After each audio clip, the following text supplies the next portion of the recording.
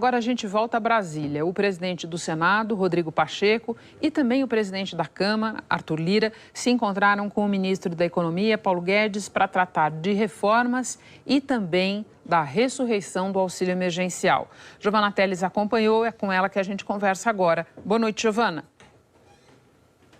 Boa noite, Renata. Boa noite a todos. Os presidentes da Câmara e do Senado foram tratar do que já tinham acertado sobre as reformas, especialmente a tributária.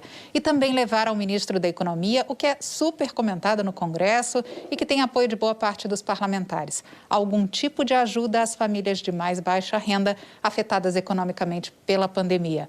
O presidente da Câmara, deputado Arthur Lira, disse que queria ouvir se o governo tinha alguma proposta, se seria uma ampliação do Bolsa Família ou outra possibilidade.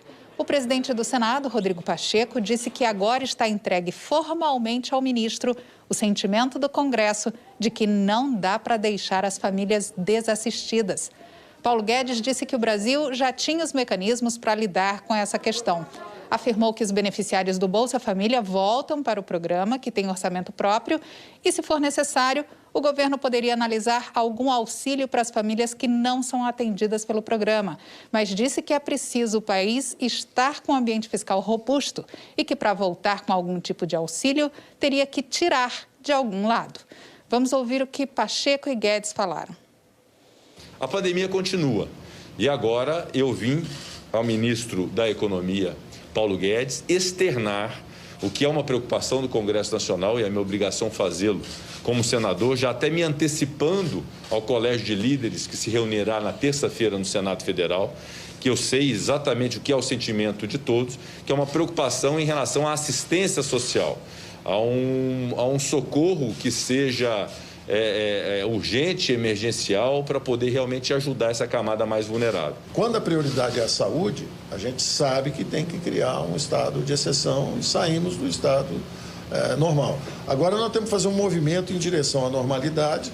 Se a pandemia persiste, recrudesce, nós vamos agir com a mesma decisão com que agimos antes, dentro de marco mais robusto.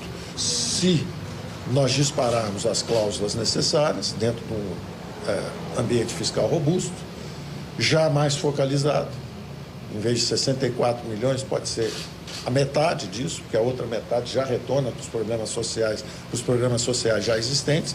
Isso nós vamos nos entender rapidamente, porque a situação do Brasil exige essa rapidez.